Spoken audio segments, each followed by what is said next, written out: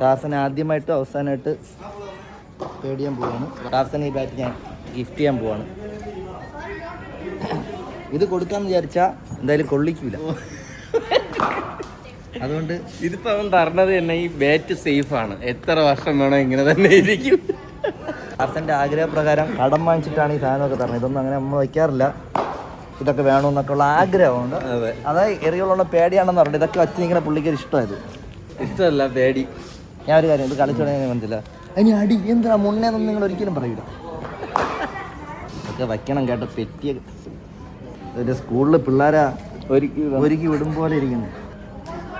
Okay റൈറ്റല്ല. ഇതൊക്കെ വെച്ചിട്ട് എങ്ങനെയാ കളിക്കണ? അതല്ലേ ഞാൻ പറഞ്ഞു. കളിയാക്കില്ല നിങ്ങൾ ക്രിക്കറ്റ് കളിക്കണ ആരാ. അവിടെ എം എസ് ധോണി വരെയാണ്. എല്ലാം കൊടുറാ. ഇനി വയ്ക്കാൻ ഒന്നും കാണരുത്. 2 ഓടും കൂടി എടുത്ത് നെഞ്ചത്ത് വെച്ചോടും. ഇനി എവിടെയെങ്കിലും ബോൾ തട്ടാൻ ചാൻസ് ഉള്ള ഏരിയ ഉണ്ടാ? എല്ലാം വെച്ചുവിട്ടിട്ടുണ്ട്. സേഫാ. ഇതെല്ലാം വെച്ചിട്ട് ഞാൻ പുറത്ത് എറിയുള്ളതാണെങ്കിൽ ഇത് സുബിൻ ടാർസന്റെ കാലമാണോ കാലനാണോ എന്ന് പറയാം.